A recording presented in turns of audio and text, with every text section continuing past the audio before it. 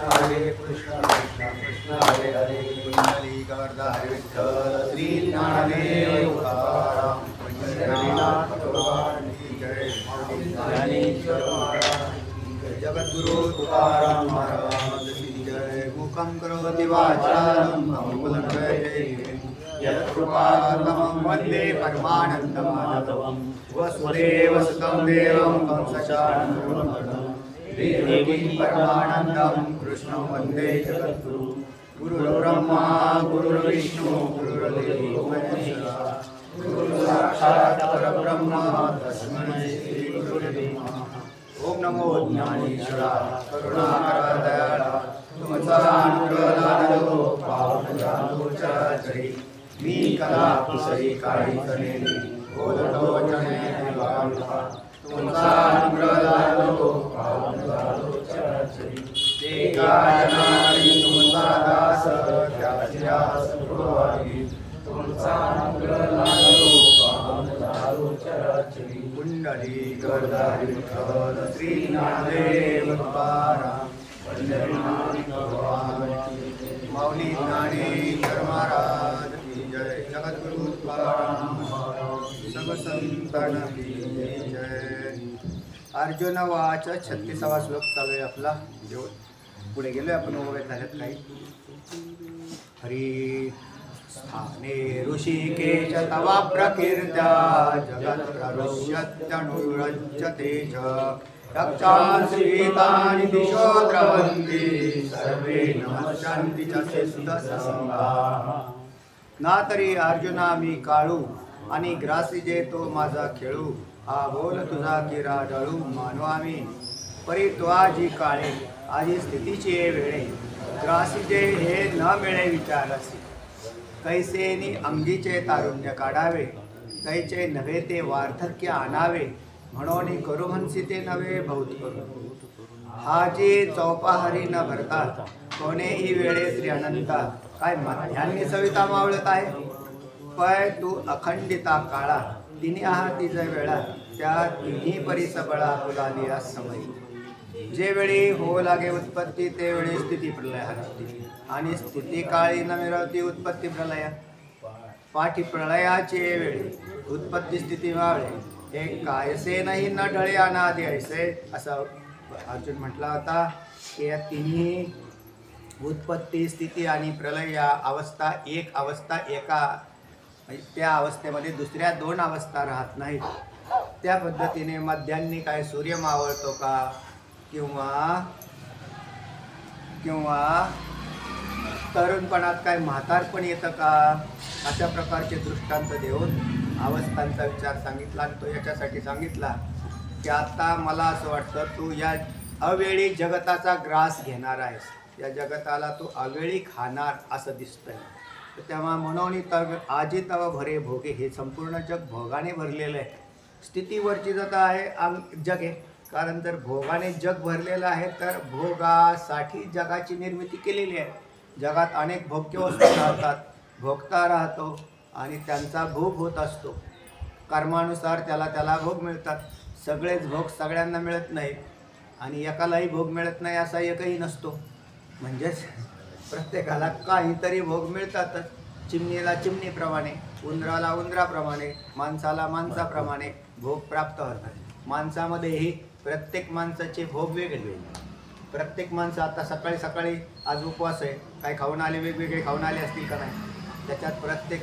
जरी शेंगदाणे खाल्ली तर त्या शेंगदाण्याचेही प्रकार आहे असं नाही की सगळा शेंगदाणा एकच त्या वेगवेगळे त्या झाडे त्या झाडांनाही शेंगदाण्यामध्ये असणारी द्रव्य भिन्न भिन्न तर इतके भेदाने हे संपूर्ण जगत भरलेलं आहे जग म्हटलं की भेद आलाच आणि मग त्याच्यामुळे भोग सिद्ध झाला कारण जीवाने प्रतिज्ञा केलेली आहे की मी कर्म करेल आणि या कर्माचा मला भोग मिळावा भगवंत म्हटले तथा असते तुम्ही जसे कर्म कराल तसे भोगाला प्राप्त व्हाल जसे वाईट कर्म केले तर वाईट भोग निषिद्ध कर्माचे निषिद्ध भोग विहित कर्माचे विहित भोग तरीसुद्धा भोग भोगायचं म्हटलं की शरीर आलं कारण भोग नुसता कसबा द्या मला भोग भोगायला आणि शरीरच नसेल तर नाही चालणार म्हणजे शरीर आहे तर त्याची संगती भोगाशी आहे आणि शरीराची संगती कर्माशी आहे म्हणजे एकदा जर हे चांगलं कळालं माणसाला की हे शरीर का आलं, कर्मामुळे आलं. मग कर्मात काय आहे, निषिद्ध भोग आहेत. त्या भोगाचं फल काय, पाप पुण्य. आणि पाप पुण्याने निर्मित ज्या वेळेला सृष्टी निर्माण केली त्यावेळेला सृष्टीत देवाला हे निर्माण करावं लागेल. एखाद्याने पुण्यकर्म केलेलं असेल तर त्याला त्या पुण्याच्या भोगात कोणता भोग अपेक्षित आहे, त्याला वा 10 मजली इमारतीचा भोग अपेक्षित आहे. कारण पुण्यकर्माचाच भोग आहे ना. सकाम पुण्याचा भोग 10 मजली इमारत तुमच्याकडे आहे का, नाही. म्हणजे तुमच्या प्रारब्धात तो भोग सध्या नसेल असं नाही, पुढच्या जन्मात असू शकतो. हर व्हरायटी हो. काय तुम्ही असं म्हटलं की आपल्याला आता काहीच नाही, थोडंसं दम काढा, पुढचं शरीर मिळालं की तुम्हाला तो भोग प्राप्त होईल. म्हणून प्रत्येक माणसाला एका आत्ताच्या जन्मात भोग नाही म्हणून रडू नये. कारण परत तुम्हाला भोगायला मिळणार आहे. भाऊ म्हणायचे जर प्राण्याचा ते म्हणले आम्हाला मुलगाच नाही. ते म्हणले होईल. मग कधी होईल महाराज, पुढच्या जन्मात. मग पुढच्या जन्म कशाचा, डुकराचा. किती होतील, 12.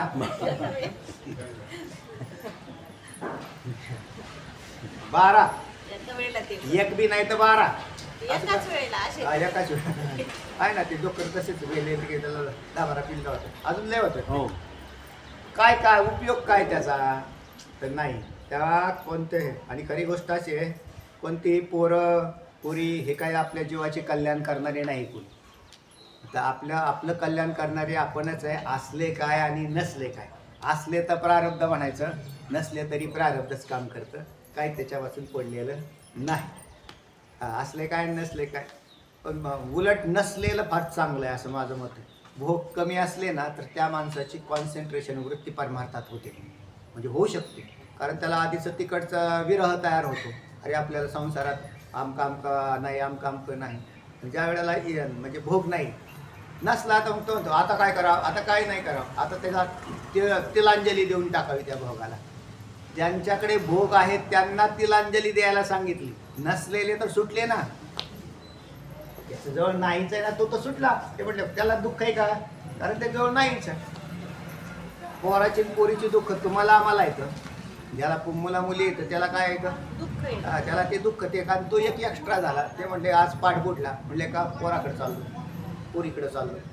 त्याने बुडवले नाही. म्हणून उपाध्या कमी असणाऱ्याचा परमार्थ चांगला होतो. म्हणून उलट उपाधी वेगळे, तुम्ही निर्विकार, मुळी काहीच संसार तुम्हा नाही. ऐसे मज करून ठेवा नारायण. संत म्हणतात असं मला करून ठेवा, आम्हाला काही उपाध्याच नको. नसलेल्या चांगल्या राहतात. त्याला तेव्हा भोग काळामध्ये भोग असतात. भोग ज्या वेळेला करतो त्यावेळेला मग स्थिती गेली असं समजावं. पण सध्या तरी अर्जुन म्हणतो मला काय दिसतंय, हे सगळं जगत भोगाने भरलेलं दिसतंय. आणि भोगाने भरलेलं असताना तुम्हाला या जगाचा अवेळी ग्रास घ्यावा असं का वाटतं देवा. हे तर चुकीचं दिसतंय म्हणून माझ्या बुद्धीला नाही पटलं. शिवाय म्हणून आजी तवा भोगे भरे भोगे स्थिती वर्जित आहे जगे येत ग्रासी तू हे ना लगे माझ्या जीवी माझ्या मनाला हे काय पटत नाही. तेव्हा संकेत देवे बोले. संकेत देऊन देव काय बोलले, संकेत केला म्हणजे खून केली. काय खून झाली संकेत, अगा या दोन्ही सैन्याचे भरण पुरले. अरे अर्जुना, दोन्ही सैन्याचं भरण पुरलं म्हणजे मरण पुरलं. म्हणजे हे सैन्य मारणार आहे ते प्रत्यक्षाची तुझं दावी हे मी तुला प्रत्यक्ष लाईव्ह प्रक्षेपण करून दाखवलं. म्हणजे होणाऱ्याचं पुढचं आपण लाईव्ह करतो पण चालू करतो. देवाने कुठलं करून दाखवलं, पुढचं सुद्धा करता येतं. ते देवाला, आपल्याला नाही. आता एखाद्या क्रिकेटपटूने सिक्सर आणला का फोर आणला, पुढं हाणणार आहे का नाही हाणणार आहे, लोक नुसते असे पाच बसतात. हे सिक्स मारताना मॅच जिंकतो, सिक्स मारलं. देवाला याचं ज्ञान आहे, मारणार आहे का नाही मारणार आहे, तसं पुढे काय होणार आहे हे सगळं देवाला माहिती आहे. तेव्हा सैन्याचं पुढचं प्रत्यक्षची तुझं दाविले म्हणजेच तुला भविष्यात काय लाईव्ह होणार आहे हे तुला दाखवलं. येर यथा काळे जाण. बाकीचं तो समजून घे जसं असेल तसं. म्हणजे बाकीचे सगळेच मारणार आहे असं नाही, पण सैन्य मारणार आहे. सैन्याचं भरपूर सगळ्याचं हरण होणार आहे. योद्धे जाणार आहे, मोठे मोठे योद्धे जातील. पण हे तू जाणून घे. आणि कसं जाणून घे, तुझ्यावर माझं प्रेम आहे. भगवंताचं अर्जुनावर नाही, सगळ्या पांडवांच्यावर पांडवांची घोडी धुतली अनंते, संकटे बहुत निवार. तुकोबऱ्या म्हणतात त्यांच्या अगदी फार घोडे धुवायला अर्जुनाची घोडी धुतली अनंते. अर्जुनाचं घोडं धुवावं इतकं प्रेम आहे. तू जाणून घे की तुझा प्रेमाचा मनुष्य असेल त्याला ताण देणार आहे का? तर हा ताण देणार नाही, पण याच्या डोक्यात आले किंवा आपल्याला सुद्धा त्रास होईल. हा संकेत तवा अनंत वेळा लागला बोलता. थोडासा देवाला सांगायला संकेत करायला वेळ लागला, त्याच्यामुळे मनात आडवी तिडवी विचार आले. तेव्हा अर्जुन लोक मागवता देखीला येत असतील. नंतर अर्जुनाच्या बुद्धीतला हा विचार निवळला आणि तो पाहायला लागला. काय म्हणताल तर मग म्हणतच आहे देवा तू सूत्री विश्व लाघवा, मग आला मा आघवा पूर्वस्थिती पुढती. देवा तू विश्वरूपाचा हा सूत्रधार तूच आहेस ना. तू सूत्ररत्वी विश्व लाघवा सूत्रधार तूच आहेस. आणि संपूर्ण जगत तुझ्याच आश्वासनाने पुनश्च पूर्वस्थितीवरती आला आहे. म्हणजे तू आश्वासन दिलं ना की काही मरणारे मरतील, जगणारे जगतील. सगळे एका वेळेला मरत नाहीत आणि सगळे एका ह्याच्यात जगतही नाही. काही मरतात, काही जगतात. असं काय केलं देवाने? संकेत केल्याने पूर्वस्थिती तयार झाली. पूर्वस्थिती म्हणजे अर्जुनाने विश्वरूपाचा ज्या वेळेला पडदा सुरू झाला त्याच्या वेळेला जशी स्थिती होती त्याचे नाव म्हणजे भयानक प्रसंगाचा जो पडदा उभारला ना देवाने समोर आणला, तर त्याच्या आधी अर्जुनाची चित्तवृत्ती ठीक होती. म्हणजे त्याला म्हणायचं पूर्वस्थिती. कारण कुठली पूर्वस्थिती? तर हा विश्वरूप सुरू होण्याच्या विश्वरूप नाही, भयानक विश्वरूप. विश्वरूप सुरू झालं तरी त्याच्यात आनंदी होता तो तसा बऱ्याचसा काळ. पण ज्या वेळेला भयानक विश्वरूप तयार झालं त्यावेळेला चित्तवृत्ती त्याची खराब झाली. तर पूर्वस्थितीवरती आला म्हणजे विश्वरूप जसा विश्वरूपाने जोपर्यंत काळ रूप धारण केलेलं नव्हतं, असं नव्हतं तोपर्यंत चांगलं होतं. तशा स्थितीवरती आला. म्हणजे चित्तामध्ये साधारण आपण ज्या वेळेला शांत चित्तवृत्ती, आपण ज्या वेळेला समाधानाच्या शांत चित्तवृत्तीत असतो त्यावेळेला मनस्थिती अशी सम राहते. आणि आपली चित्त स्थिती उद्विग्न काय होतं? अशी एखादी घटना घडली म्हणजे सामान्य जीवाच्या अगदी जीवनामध्ये काहीतरी अप्रिय घटना येऊन सांगितली, त्याला म्हणते आता तुम्ही थोडंसं जेवण करा आणि मग जा. तर तो त्याच्या जेवणावर चित्त नसतं. एवढंच काय, तुम्हाला जर बाहेरगावी जायचं असेल म्हणजे निघायचं आहे 11 वाजता जायचं, 11 वाजता जायचं, जेवण तर राहिले 10:30 आली व्यक्ती आली कोणी बाहेर गेली, म्हणजे आता कधी जेवायचं आणि कधी जायचं. ती म्हणजे हो जेवायला ताटं केलेले बसले तरी सुद्धा ती व्यक्ती पूर्ण जेवण करत नाही. ते म्हणजे का लय थोडं जेवण केलं, आता दिवस जायचं आहे अख्खा. ते म्हणजे आता जायचं पण भूकच गेली. कशामुळं? चित्तवृत्तीची विक्षिप्तता हे काम करत असते. चित्तवृत्ती सम असेल तर मनुष्य किती बी रवंत करून गाईसारखा जेवण करतो, तसा वेगळा व्यवस्थित असा त्याची चित्तवृत्ती शांत त्याची म्हणजे राहते. तर असं असतंच आहे.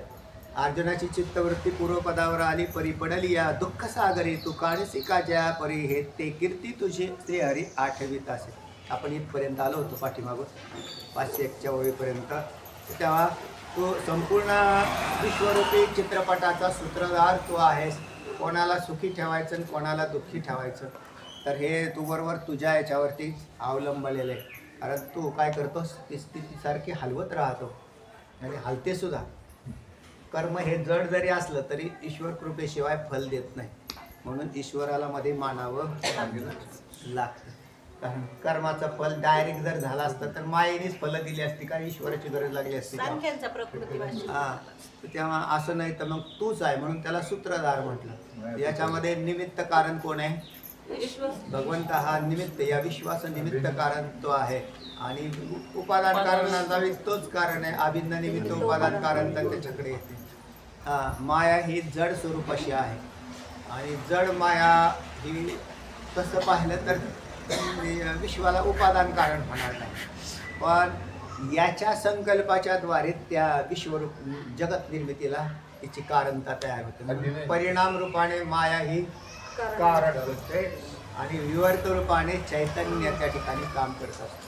म्हणून मायेचा परिणाम आणि चैतन्याचा विवर्त काय आहे? जगत. आणि मग त्याच्यात ईश्वराच्या ठिकाणी कर्तृत्वता येते, कारण कर्त्याशिवाय कार्य उत्पत्ती होत नाही, कुंभाराशिवाय घट उत्पन्न होत नाही, तसं ईश्वराशिवाय जगत उत्पत्ती घडणारच नाही. आणि मग आपल्या जगत नाही तर जगतातले जीवांना कर्म तरी फल कोण देईल, तर तोच देईल. म्हणून तोच ईश्वर या जीवांना कर्म देण्यासाठी सगळ्या दृष्टीत व्यापकत्वाने राहिलेला आहे. आणि मग म्हणून तू सूत्री विश्व लागावा. सूत्र कुठून हलवतोय, तो तिथूनच सूत्र हलवतो. म्हणजे माझ्या चित्तात आता काय उत्पन्न होणार आहे याचा सगळा सूत्रधारही तोच असतो. अर्जुनाच्या चित्ताची विषमता देवामुळेच आहे असं अर्जुनाला म्हणायचं, माऊलींना म्हणायचं. आणि अर्जुनाच्या चित्ताची समस्व स्थिती पूर्वपदावर कोणी आणलेलं आहे? पूर्वपदावर, पूर्वस्थितीवर तोच आणतोय, पूर्वस्थितीतून तोच घालवतोय. कारण तो साक्षात जरी काम करत नसला तरी तो इनडायरेक्टली पण तोच या सगळे सूत्र हलवताना दिसतोय असा. म्हणून विश्वरूपी चित्रपटाचा हा खरा सूत्रधार असा आहे. परिपडली या दुःख सागरी, दुःख सागरात जीव पडले, तू काढसी का जया परी. तू काढतो का नाही? कोणत्या पदाचं हे केलं व्याख्यान करतायत माऊली की जगत प्ररुष्यत्य परुष्यत्य नुरज्यतेच्या पहिलं पद आलं ना, प्रकृत्या स्थाने ऋषिकेश तव प्रकृत्या जगत प्ररुष्यत्य अनुरज्यतेच्या. तर तेव्हा ज्या संपूर्ण जगात हे तुझं काय करत आहे, अनुरक्त झालं. अनुरक्त पद्धतीनं म्हणजे प्रेम करणार, तुझ्यावरती प्रेम करणारे पण तरी दुःख सागरात पडलेले. तुझ्यावर प्रेम करणारे दुःख सागरात पडतात असं नाही, तर पूर्वीच्या कर्माने दुःख सागरात पडलेले आणि तुझ्यावर आत्ता प्रेम करायला ज्यांना सुचलं ते त्यांना काय करते, तू काढसी का जया. माणसं काय पूर्वीपासून परमार्थ करतात असं नाही. पूर्वी तर आपण भरपूर काही बरं वाईट करून ठेवलेलं आहे. कशावरून? आता जे भोग समोर उभे राहिलेले त्याच्यावरून दिसत आहे. भोगे कळू येते मागील ते जन्म उत्तम मध्यम कनिष्ठ ते तुकोबराय म्हणतात तसं. भोग आत्ता जे भोगतोय ना आपण त्याच्यावरून सुद्धा एखादा मनुष्य उत्तम कर्म करणारा होता किंवा निकृष्ट कर्म केले त्याने, तर हे आत्ताच्या भोगावरून दिसत. भोगे जाणीचे पूर्वजन्मीचे. हां सांगा ना पुढे काय पूर्ण प्रमाण भोगाच्या द्वारे पूर्वजन्माचं कळतं. वृक्ष जाणीचे फळ. हां वृक्ष जाणीचे फळ आहे. तर तेव्हा मागच्या आत्ताच्या स्थितीवरून मागं काय केलं याचा अंदाज येतोय आपल्याला. म्हणून जर जी माणसं चांगली सज्जन समाधानाने आज दिसत आहेत त्या अर्थी त्यांची चित्तवृत्ती मागच्या कर्माने तेवढी दूषित नाही निर्माण केली. आणि ज्यांचे कर्मच मागचे दूषित आहेत त्यांचे आजची, कारण त्या कर्मामध्ये भोगाचा आणि वासनेचे असे दोन अंकुर बाहेर जन्माला घेतात. मग त्याने त्या वासनेचा अंकुर आहे ना तो त्याला अस्वस्थ करतो. भोगाचा अंकुर जसा असेल त्याच्यापेक्षा वासनेचा अंकुर जास्त खतरनाक आहे. म्हणून वासनाचा अंकुर जर त्याच्या पाठीमागचा जर चांगला असेल कर्म सिद्धांताप्रमाणे जसा येईल तसा का भोग असाना, पण वासना जर स्थिर राहिली तर तो माणसाची चित्तस्थिती विचलित होत नाही. आणि आता याच्यामध्ये आमच्या सगळ्या चित्तवृत्तीला कारण कोण आहेस तर तूच आहेस. तेव्हा पडलिया दुःख सागरी, दुःख सागरात पडलेल्यांना तू काढसी का जया परी, जया परी काढसी. कर्मयोगामध्ये दुःख सागरात पडले, त्याच्यात दुःख सागर दोघांनी दुःख भोगलं. एक नक्र आणि एक गजेंद्र. गजेंद्र हा पाणी पिण्यासाठी सरोवरामध्ये गेला. सरोवरात गजेंद्र म्हणजे हत्ती, आणि त्याच ठिकाणी त्याचा दुश्मन ज्याच्यावरती द्वेष केलेले, म्हणून द्वेष करणारे प्रत्येक जन्मात सोबतीला असतात. ते परत भेटायला येतात. कुठं? पुढच्या जन्मात. ज्यांचा तुम्ही द्वेष करा तर त्यांना ते द्वेष करणारे पुढच्या जन्मात ते म्हटले त्याचं तोंड नाही पाहणार. तोंड नाही पाहणार पण मागं करून ठेवलं तसं. तुला आता त्यांचं तोंड पाहावं लागणार. म्हणून जर द्वेषबुद्धी केलेली तर ते पुढच्या वेळेला तसा जय आणि विजयाची कथा आहे. नक्र आणि गजेंद्र हे कोण येतं पूर्वीचे? जय विजय असणार. तर त्यांनी ते द्वेषाची मोठी कथा आहे ती पूर्वीची. त्यांनी ते द्वेष केला आणि त्या द्वेषापोटी काय झालं, त्याला ते त्याच्या कर्मगतीमध्ये आले, कर्मगतीत आले. तो एक झाला नक्र आणि एक झाला हत्ती म्हणजे गजेंद्र. आता गजेंद्रान मग गाठ भेट कुठं? पाणी प्यायला हा सरोवरात गेला, त्या सरोवरात हा नक्र होता आणि त्याने धरला ना त्याचा पाय. कोणाचा? गजेंद्राचा म्हणजे हत्तीचा. त्या गजेंद्राचा पाय धरला. पाय धरल्याबरोबर तिथे लागलं बॉम्बलायला. त्या बॉम्बलायला लागल्यावरती कोण आहे तिथं? पण मग काठावर सरोवरावरती असणारे त्यांचे बायको मुलं ते सगळे आले. सगळे आले म्हटल्यानंतर ते म्हणते काय अडचण आहे तुम्हाला, एवढ्या मोठ्याने का बंबालता? ते म्हणजे खाली बघा, पाय धरलाय, पाय सोडायला तयार नाही. त्यांनी जर आतमध्ये ओढलं तर माझा खिचडी खालाच करल तो. ते म्हणजे तुम्ही काही काळजी करू नका, आम्ही आहोत ना. आणि मागचे नेमके असेच सांगत असतात, आम्ही आहोत ना, तुम्ही फक्त पुढे लढा.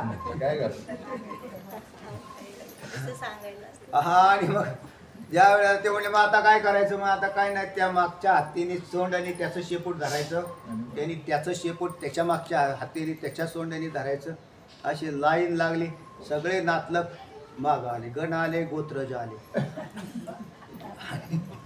माग असे ते याच्यामध्ये ते लाईन लावून असे मागून वळायला सुरुवात केली. हा, ते नवगणी कामगार कसे असतात माहिती कोणाला? ह्यांना माहिती असतं नवगणी कामगार माहिती तुम्हाला? तुम्ही नवगणी कामगार म्हणजे साखर कारखान्यात काही जड उचलण्यासाठी पूर्वी, आता बरीच मशिनरी आलेली, पण पूर्वी त्या याचा वापर करायचा. साखळीवरती ते हे राहायचे कप्पी. आणि त्या कप्पीने ते खेचायचे हू करून सगळ्यांनी एकदाच वाढायचं. हा म्हटलं की माग जर 10 लोक असतील तर ते नवगणी कामगार. एमएससीबी मध्ये पोल उभं करायला लागत होते ना. एक जोर लगा के आणि मग त्यांनी ती एकदाच वाढायचं. कोणाला वाढायचं? लाईटचे पोल नाही सांगत, आणि त्या गजेंद्राला असा हिसका दिला. नक्र ते असं लगेच बराच लांबायचं इकडं, असं हिसका मारल्याबरोबर खालची मगर. आणि मग त्याने ते, पण त्या मगरीचं बळ पाण्यामध्ये जास्त. त्याने तिच्या शेपटाने एकदा जर हिसका मारला की त्यांची लाईन तुटायची आणि ती हत्ती परपत पुढे यायचा. कारण तिचं बळ, कोणाचं, प्रत्येकाची शक्ती आहे ती प्रत्येक ठिकाणी काम करते. हत्ती शक्तिवान पण बाहेर जलामध्ये मगर शक्तिवान आहे. तिने ते असं कर. ते झालं की ते म्हणायचे नाही नाही तुम्ही काय काळजी करू नका, आम्ही आलोच. आले की परत धरायचे, परत असे हिसक्या मारायचे कामं. किती वर्ष चाललं? सहस्र वर्ष हे युद्ध चाललं नक्राचं आणि गजेंद्राचं. सहस्र वर्ष युद्ध चालणं म्हणजे काय सोपी गोष्ट आहे का? पण त्याच्यात बऱ्याच लोकांचे संसार गेले. कोणाचे? माग वाढणार. ते म्हणले म्हाताऱ्याला द्या सोडून, भाऊ सांगायचे. ते म्हणजे आता या म्हाताऱ्याचं कोर पाच बसता, आपले संसार बघा, पोरं लेकरं बघा. आणि मग ते त्याला दिलं सोडून, एकट्याला सोडून दिलं. कारण गजेंद्र आणि नगर जय विजय होते. आणि जय विजय म्हणजे सुद्धा रावण आणि कुंभकर्ण. हा, पण आता त्याच्यात ह्याच्यात जरा थोडासा विरोधाभास वाटतो. हा, पण मग आता ते कथेमध्ये आहे, पुराणात तसं सांगितलं विरोधाभास. ते का पुराणात जाऊन नाही, विरोधाभास असा की त्यांचा मृत्यू हा त्या ह्याच्यात होणार, विष्णूच्या हातूनच होणार जन्म असं. पण ह्या ठिकाणी कसं, पण हे कथेमधला आहे विषय. याच्या अगोदरची बी कथा आहे. कशाची? या मी पूर्वी सांगितली होती, पण आता विस्मरण झालं मला. की जय आणि विजय हे नक्र का झाले आणि गजेंद्र का झाले याची कथा आहे. तुम्ही हा, नाही विमला अर्जुन ते हे नलकुबेर आणि मणिग्रीव ते वेगळे. आणि हे जे आहेत ना हे वेगळे. हे जे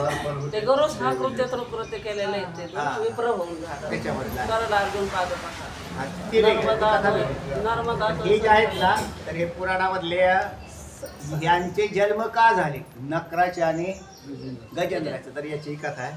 तुम्हाला पाहायचं असेल तर कथाकल्पतरूमध्ये जाऊन पाहत वाटतं. कथाकल्पतरूमध्ये आहे का तुमच्याकडे? नाही, बरं ठीक आहे. किंवा मग चला तर तेव्हा मग आता त्याच्यात वैमनस्य म्हणजे असं म्हटलं की ऋण वैर आणि हत्या न चुके सर्वथा. ऋण वैर आणि हत्या. ऋण कधी ज्याचे पैसे ज्याने घेतले त्याने जर नाही दावा केले तर त्या व्यक्तीला त्याचे पैसे फेडण्यासाठी वेगवेगळे जन्म त्याच्या घरात घ्यावा लागतील. विशेष कर असं म्हटलं बैल होऊन कष्ट करून त्याच्या ते पैसे फेडावे लागतात. म्हणजे त्याला फेडावे लागतील. कर्मसिद्धांत आहे.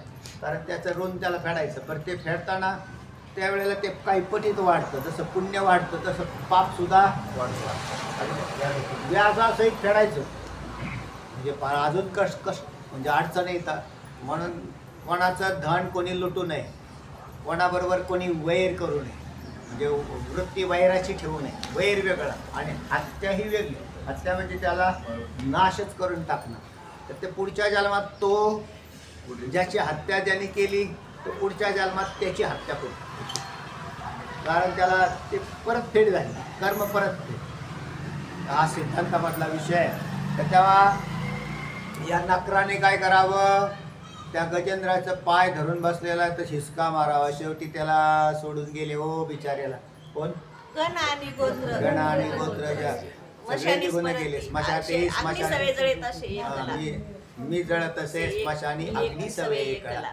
तर त्याला एकट्याला सोडून दिलं. आणि हीच अवस्था जरी तिथं स्मशानभूमी तिकडं ही भिन्न असली इकडची वेगळी. तिथं गजेंद्राची स्मशानभूमी सरोवरच झाले ना हो. कारण दुसरं कोण आहे तिथं वाचवणार त्याला. आणि मग त्याच्या लक्षात आलं, माणसाच्या लक्षात आलं तरी काम बरंच मोठं होतं. काय की आता हे तर आपले मागचे पाहिले तर मागं तर कुणीच नाही राहिले. म्हणजे आपल्याला काही कोणी राहिलेलं नाही. पण ज्याने आपल्याला हे शरीर दिलं तो राहिला नाही. ज्याने शरीर दिलेलं आहे आपल्याबरोबर आपल्या सोबतीला शेवटला कोण राहील तोच राहील. कारण ज्याने शरीर दिलं त्याच्याबरोबरच आपण त्याला विनंती करू की बाबा पहा आता मला याचं काय करायचं आहे ते. तरी त्यावेळेला त्या गजेंद्राने जो कोणी या विश्वाचा नायक असेल तर त्याच्या नावाने काय केले, कमळाचं फुल जे सरोवरात होतं ते तोडलं आणि वाहिलं. कारण सोंड मोकळी होती, सोंड नव्हती धरली, पाय धरला होता. आणि मग त्याला अर्पण केलं. एक कमळाचं फूल पत्रम पुष्पम फलम तोयम योमे भक्त्या प्रयच्छसी तदा भक्त पदता म्हटनामी प्रयत्नात्मना. तर एक फूल अर्पण केलं तर भगवंत त्या ठिकाणी तात्काळ प्रगट झाला. आता तात्काळ प्रगट झाला याचाच अर्थ हे जय विजय एकाने तर भगवंताचे सेवक आहेत, भक्तगणच आहेत. पण त्या काही निमित्ताने त्या ठिकाणी आलेले आहेत. आता तिथंही वैराचा विषय झाला, काहीतरी वैर उत्पन्न झालं. भावाची कथा आहे पाहून घ्या. त्याच्या मागच्या जन्माचे काय होते, भाऊ होते अशी एक कथा. मी ती सांगितली होती तुम्हाला पूर्वी पण मला आता विसरलं नाही. कथा कल्पतरूत आहे ना ती कथा आली. आणि मग त्याच्यातून त्यांच्या त्या ब्राह्मण कुळामध्ये होते ते असे जन्म झालेले त्यांचे. त्याच्यात तिथं वैर झालं.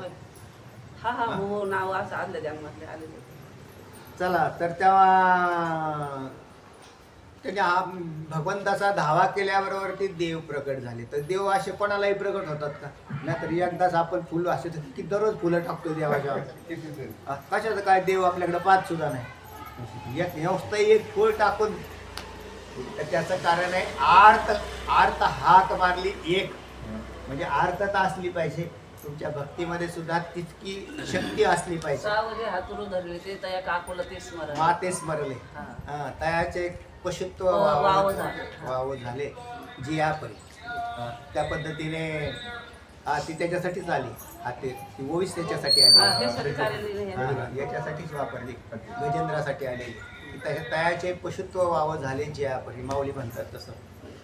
आणि बघा हाक मारल्यावरती तो वैकुंठ अधिपती प्रगट झाले.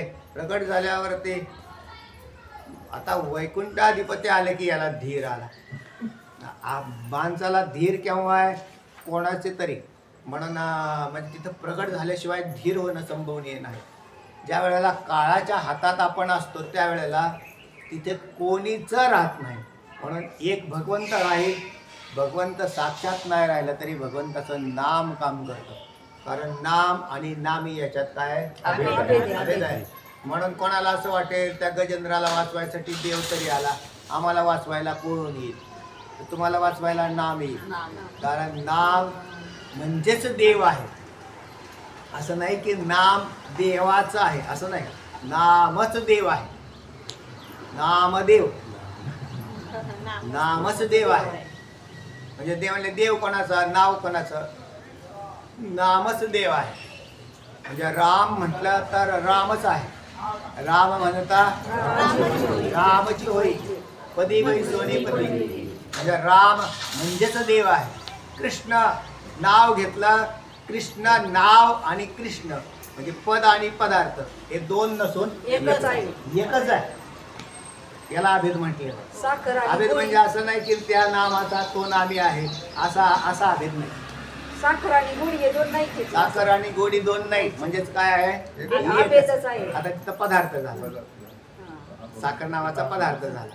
तर साखर म्हणजे त्याच्यातच गोडी आहे. तसा राम, राम म्हटल्याबरोबर ते चित्ताला आराम पडला पाहिजे. जर त्याच्या चित्तात राम म्हटल्यावर आराम येत नाही तर काम असला पाहिजे.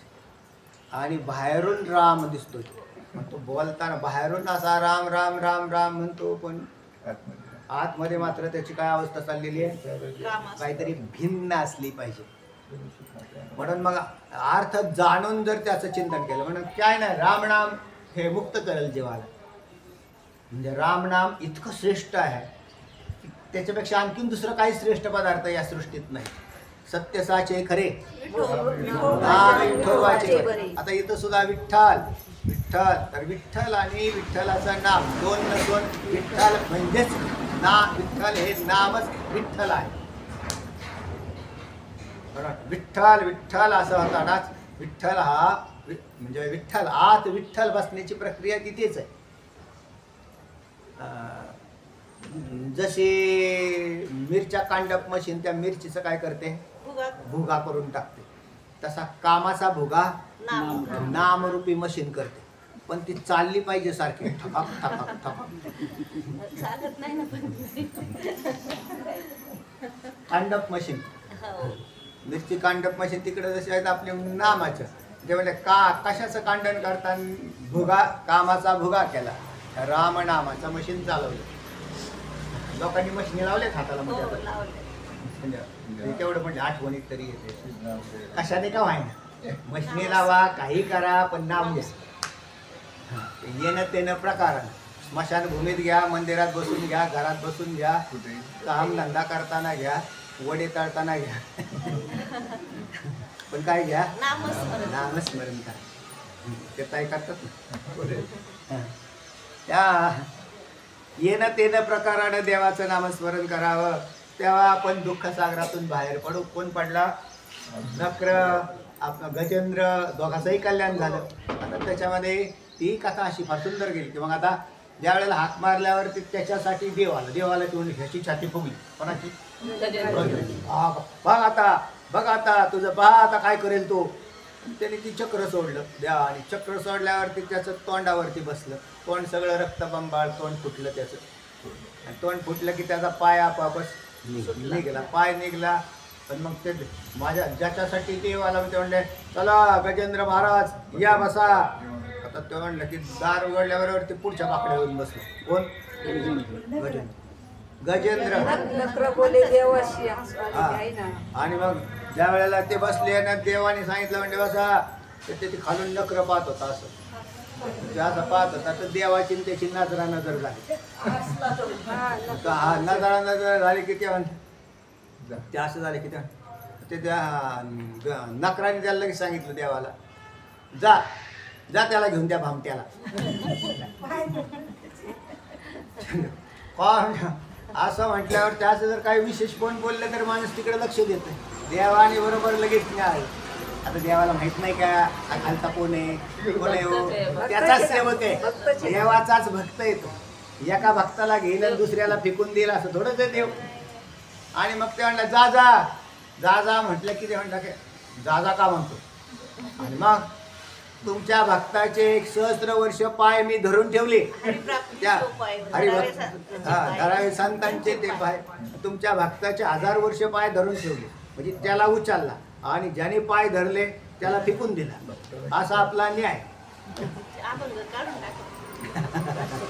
आणि असं म्हटल्यावर ते देवाला हसू आलं. नक्र बोली देवा हसू आले, निंदा नोहे सवण माझे केले. नामदेवराय म्हणतात तसं.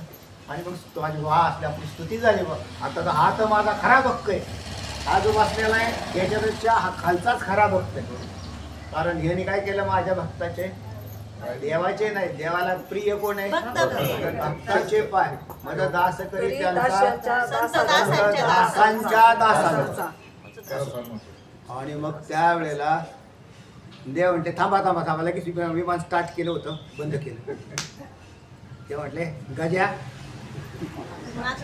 गजा म्हणजे हे गजा मागं जाऊन बस. ते म्हणजे का बरं, माझ्यासाठी तर विमान आलं, मला माहिती तुझ्यासाठी झालं, मागच्या सीटावर जा काय. त्याला माग त्या गजेंद्राला मागं काढला. नक्र म्हटले, नकराला देव म्हणतात या या या, तू तर फार मोठा भक्त आहे. त्या नकराला पुढच्या बाकडावर आणि गजेंद्राला मागं टाकलं. आणि मग एकमेकाकडे पाहायला लागले. कारण द्वेष, म्हणजे तिथं विमानात बसले देवाच्या जवळ, तरी सुद्धा अशीच पाहत होते. काय वा द्वेष बुद्धी, अशी इतकी द्वेष बुद्धी राहते माणसाची. तेव्हा अशा तुम्हाला पुराणात अनेक कथा भेटतील की दुःख सागरी काढसी, तू काढसी का जयापरी, हे कीर्ती तुझी श्रीहरी आठवीत असे. हे श्रीहरी तुझो श्रीहरी म्हणजे विश्वलक्ष्मीचा पती, त्याचं नाव श्रीहरी आता आहे. हे संपूर्ण जगत ज्याने निर्माण केलं त्याच्यातले ह्या क्रीडा आहेत, लीला आहेत, म्हणून श्रीहरी नाव इथं शोभतं. कारण जगत निर्माण केलं ना, त्याच्यातच लीला होतात. स्वरूपात काय आहे का हो? स्वरूपात काहीच नाही, तिथं स्वरूप ओसाड आहे सगळं. ज्या वेळा जगत निर्माण केलं त्याच्यात देव आणि भक्ताचे संबंध तयार झाले, म्हणून श्रीहरी हे पद आलेलं आहे. तेव्हा हे श्रीहरी तुझी ही कीर्ती स्मरणात आहे. कोणाच्या म्हणताल तर जे जे संकटात सापडले त्यांनी हाका मारल्या तुझ्या भक्तांनी. आर्त आर्त आरती जिज्ञासू आणि मुक्त मुक्त, हे सगळे तुझेच भक्त येतं. म्हणून तिथं प्रकृती गाती, म्हणजे स्वरूप संकीर्तन, लीला संकीर्तन, नाम संकीर्तन, गुण संकीर्तन, ही प्रकृती तुझी कीर्ती, हे सगळे गातात आणि तुला गातात. तू त्यांना तो जसा संसार रूपी सागरातून बाहेर सुद्धा, दुःख सागर म्हणजे संसार सागर आहे, त्याच्यातून बाहेर काढतो, जे तुझी कीर्ती गातात. आता पुढे जाऊन कीर्ती आठविता वेळोवेळा भोगी तसे महासुखाचा सोहळा, ते हर्षामृत कल्लोळावरील लोळत आहे. तेव्हा कीर्ती आठविता वेळोवेळा, वेळोवेळा तुझी कीर्ती आठवताना महासुखाचा सोहळा भोगत असे. म्हणजे माझी बी तीच अवस्था आहे, प्रत्यक्ष भोग होतो. ज्या भगवंताचं स्मरण करत असताना महासुखाचा भोग होतो. भोगाचं भोग भोगत असताना महासुख नाही प्राप्त, तर देवाच्या स्मरणात महासुख आहे. आपल्याला सुद्धा खरं सुख कुठे भेटतं पा, संसारातले विषय मिळाल्यावर माणसाला तात्पुरता आनंद झाल्यासारखा वाटतो, पण तात्काळ त्याचा नाश होतो. पण तेच भगवंताची कीर्ती गायली, नामस्मरण केलं, चिंतन केलं, म्हणून तर पाठामध्ये चिंतन केल्यावरती कितीही पाठ जर नसेल तर तो दिवस तुला आनंदात जाणार नाही. काय आज ना काय केलं असं वाटतच नाही. म्हणून एक तासभर भगवंताचं चिंतन श्रवण केलं, कानाने ऐकलं, काय सांगणाराला तेच फल आणि ऐकणारालाही समान फल आहे बरं का. सांगणाऱ्याला सांगता येतं म्हणून सांगतोय, मग आपण ऐकलं तरी तेच फल. आणि मग त्याच्यात पूर्ण म्हणजे ऐकल्यानंतर शांत चित्तवृत्ती शांत झाली आणि भगवंताविषयी काही बोलणं ऐकलं आणि चित्तवृत्ती उद्विग्न राहिली. असं उदाहरण दाखवा. किंवा फार ऐकलं हो तुमच्याकडे पाठाला आल्यामुळं आम्हाला कसतरीच होते, असं एखादं उदाहरण दाखवतो. त्या माणसाची फार चित्तवृत्ती खराब होऊन गेली, तर असं होणार नाही. पाठाला म्हणजेच काय की देवाचा पाठ आहे, आपला पाठ थोडाच आहे. तेव्हा याच्यामध्ये काय चालेल, भगवंताचाच विचार केला जातो, भगवंताच्या स्वरूपाचा. ज्ञानेश्वरी तरी काय सांगते ते सांगते आपल्याला. तेव्हा भोगत असे महासुखाचा सोहळा, ते तर हर्षामृत कल्लोळावरील लोळत आहे. म्हणूनच विषयी पामर, विषयी, जिज्ञासू आणि मुक्त यांच्या क्रमाने महासुखाचा सोहळा भोगतात. क्रमाने म्हणजे कसं, चार प्रकार कोणाचे सर, पामर विषयी जिज्ञासू आणि माणसाचे, म्हणजे माणसाचे 4 प्रकार आहेत. 4 प्रकार हे चार लोक जे कर्तृत्व करतात त्याच्यावर आधारित आहे. पामराचं कर्तृत्व, विषयी माणसाचं कर्तृत्व, साधकाचं कर्तृत्व आणि मुक्ताचं कर्तृत्व. मुक्ताकडे कर्तृत्वच राहत नाही म्हणून सगळ्यात मोठा महासुख. साधक कर्तृत्व करतो पण देवासाठीच करतो म्हणून त्यांच्या खालोखाल ते सुखावर आरूढ आहे. त्याच्या खालीखाल विधीने कर्तृत्व करणारा त्याला आनंद मिळतो. कोणाच्या जिज्ञासाच्या खाली गेला म्हणजे पण त्यांनी कशाने विधीने भोगण्याचा प्रयत्न केला आणि त्याच्या खालता अगदी अनिर्बंध मुक्त असा राहणारा पामर हा विषय जरी संपादन करत असेल त्याला सुख नाही, त्याला सुख नाही. तर म्हणजे विषय मिळाल्यावर त्याच्या डोक्यातच ते राहतं. काय नवीन वस्तू घेतली का हो द्या पार्टी, त्याच्या डोक्याचा विषयच तो येतो. म्हणजे त्याच्यात काय करणार त्यात काय नाही, म्हणजे त्या अवस्थेत त्यात राहणारच नाही, म्हणजे दुःखच भोगणार. तर त्या हे 4ही महासुखाचा सोहळा भोगणारा अधिक. आता ह्याच्यातले चांगले कोण आमच्या इथे विषय आलेला आहे तो माझी प्रकृती कीर्ती गाणारे. कीर्ती गाणारे महासुख भोगतील का नाही? नुसतं सुख नाही, महासुखाचा सोहळा भोगतात. म्हणून साधक सुद्धा त्याच्यामध्ये घेतले आपण, कारण भगवंताची साधना करतो ना, प्रार्थना करणारा त्याच्यातलाच येतो. आणि म्हणून तर लोक आता पंढरीची वारी आली, वारीला निघतात का नाही? कशासाठी? महासुखाचा सोहळा. ते सुख भोगण्यासाठी निघाले. चला म्हणते इथे काय संसारात बेकार आहे, ह्याच्यात काय मिळणार काय? संसारात सुख नाही मिळत, वस्तू मिळतात आणि वस्तू सुख नाही देत. वस्तू सुखच देत नाही, त्यांचा स्वभाव आहे असं जड दुःख. ते काय सुख देतील तेव्हा? जे जसं असेल तसं राहील. तसा लाडू नेहमी गोड लागतो? नाही तसं नाही. लाडू कशाला पाहायचं? लाडू गोड नसतो, कशाचा आहे? आता नुसतं लाडू म्हणून नाही चालत, कशाचा आहे हे विचारायला पाहिजे. तसा संसाराचं सुख कशाचं आहे तर ते दुःख मिश्रित आहे आणि दुःखाचा साक्षात्कार होतो. त्या म्हणून आता ज्याला कळालं तर तो मग परमार्थ करायला लागला. तर परमार्थ करायला लागला याच्यातही बुद्धी स्थिर झाली आणि त्याला तो हा विषय कळाला की इकडे सुख नाही. आणि प्रत्येक जीव हा इच्छा कशाची करतो? सुखाचीच करतो, केवळ निखळ सुखाची इच्छा करतो. आणि मग ते जिकडे मिळेल तिकडे ज्या वेळेला मनाची पूर्व गैरसमजूत मनाचा निघून जातो आणि चांगला भाव निर्माण होतो, तोच मनुष्य परमार्थात स्थिर व्हायला लागतो. नाहीतर गैरसमजुती सहित परमार्थ नाही चालत.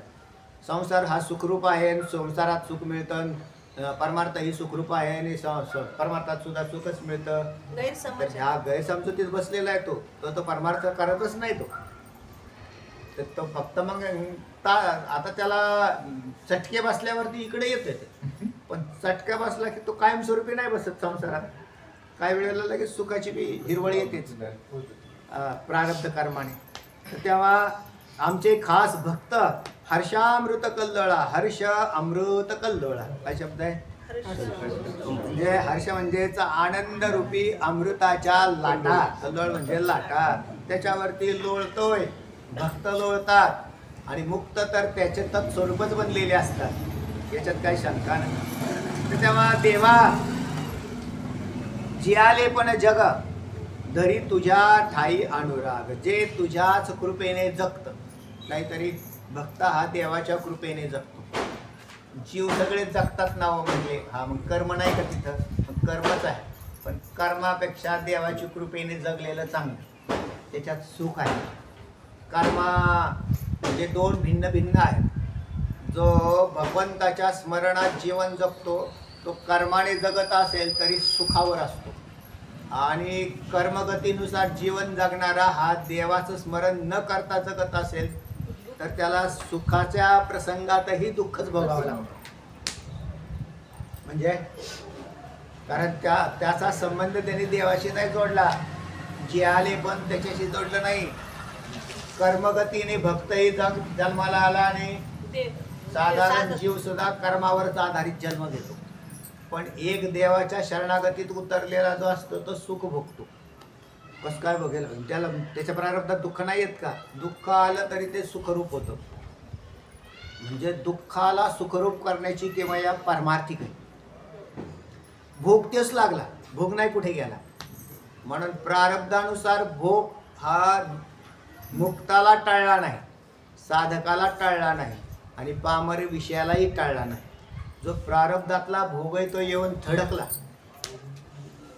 पण काहींना दुःख लागलं आणि काहींना दुःख लागलं नाही. दुःख न लागणारा वर्ग आहे तर तसा आपण महासुखाचा केला हिशोब तसाच आहे की ज्याला न्यून दुःख लागतं, ज्याला त्याच्यापेक्षा जास्त दुःख लागतं, ज्याला त्याहून अधिक दुःख लागतं, ज्याला अति दुःख लागतं. मुक्त, जिज्ञासू, विषयी आणि पामर. जसं सुखात वाढ झाली, पहिल्यापेक्षा पामरापेक्षा विषयीला सुख जास्त अभिव्यक्त होतं. विषयीपेक्षा साधकांना अधिक सुखाचा आविर्भाव होतो आणि त्यापेक्षा जास्त सुखाविर्भाव मुक्तांच्या ठिकाणी पाहायला मिळतो. आता दुःखाच्याही बाबतीत तसंच आहे. आता फक्त दुःख तिकडून आणायचं. मुक्तांना दुःख नसतं असं नाही, कारण शरीरात पीडा तयार झाली. मुक्त महात्मा आहे आणि शरीरात पीडा झाली काही तर दुःख होईल का नाही? ते म्हणे ते सुद्धा म्हणजे बोलण्यामध्ये फरक पडतो तेवढा की त्याचा राम राम राम राम राम राम राम राम राम राम. हा, कोण म्हणेल मुक्त मुक्त आहे का नाही? साधकही तसेच म्हणतील राम राम राम, पण ऐक ऐक हा, आणि तो शिव्याच देतो खालचा. इवाळताना सुद्धा माणसांचे इवाळण्याचे प्रकार आहेत. मुक्त बोलताना सुद्धा देवच बोलतात आणि बद्ध आहेत ना ते इवाळताना सुद्धा संसाराचेच इवाळतात. कारण अंतरीचे दावे स्वभाव बाहेर, तेव्हा असा प्रकार आहेच. पण सुखाविर्भाव आणि दुःखाचा, दुःख वरून खाली कमी झालं म्हणजे वरती नेऊन त्याच्यात वाढत गेलं, वरून खाली गेलं तर मुक्तांनाही काही दुःख लागलं. त्यांच्यापेक्षा जास्त दुःख साधक भोगतात, त्यांच्यापेक्षा जास्त दुःख विषयी भोगतो आणि विषयीपेक्षा अति भयंकर दुःख पामर भोगत असतात. म्हणजे अति भयंकर दुःख आणि उगच किंचित सुख कोण? आणि अति किंचित दुःख आणि भयंकर सुख मुक्त. आणि मधल्यांची थोडी अवस्था डळमळीते लोकांच्या. तर अशा अवस्थेने सुख आणि दुःखांचे हिशोब चालतात. एक मुद्दा सांगितला त्यातला की भोग प्रत्येकाच्या जीवनात येतात. म्हणजे मुक्त, साधक, विषय आणि पामर या सगळ्यांचं प्रारब्धच असतं आणि प्रारब्धाने त्याच्या जीवनात जे जे भोग आले, मग भोग दुःख जर आले तर सगळ्यांना सारखी लागायला पाहिजे, असं होत नाही. असं होत नाही. उद्वेग नाही बिलकुल. तर ज्यांच्या चित्तात उद्वेग होत नाही, दुःख येत आहे, म्हणून मुक्तांच्या जीवनात सुद्धा प्रसंग येतात. काही सांसारिक प्रसंग येतात, त्याला काय पण सांसारिक प्रसंग जरी आला तरी जो त्याच्याकडे नेहमी तुच्छत्वाने त्याची नजर असते, संसार तुच्छच केलेला आहे. म्हणून त्यांनी त्याच्यापासून दुःख लागत नाही. जो विषय तुच्छ केलेला असतो त्याच्यापासून दुःख लागत नसून प्रिय विषयापासून दुःख होतं. म्हणजे जो उलट आहे बरं का सगळं. जर माणसाला जास्त विषय आवडतो आणि त्याच विषयात जर काही बाधा निर्माण झाली, त्याच्यात निर्माण झाली की तो मनुष्य दुःखी होतो. जो विषय तुम्हाला आवडत नाही आणि त्याच्यात बाधा निर्माण झाली म्हणजे काय वेगळे आपण पाहतो म्हणजे तो त्याच्याकडे पाहतच नाही, तो मनानेच तो त्याच्याकडे पाहत नाही. आणि तोच विषय मग असं म्हणाले तुच्छ विषयाकडे सगळे तुच्छतेनेच पाहतील असा नियम नाही. आता याच्यातला धन हा विषय घ्या. धन हा विषय जीवाला तुच्छ आहे का प्रिय? प्रिय. हा, पण पामराला धन किती प्रिय आहे? विषयीला किती धन प्रिय आहे? साधकाला किती धन प्रिय आहे? आणि मुक्तांच्या बाबतीत काय? आता तेच विषय पहा, म्हणजे एकच विषय घेतला, धन प्रिय असा म्हणणारा, त्याच्यातले खालचे दोन गट आहे. साधकालाही धन प्रिय वाटू नये. जर साधकाला धन प्रिय वाटत असेल तर साधक कशाचा? धनप्रिय नाही, उदरनिर्वाहाचं साधन आहे.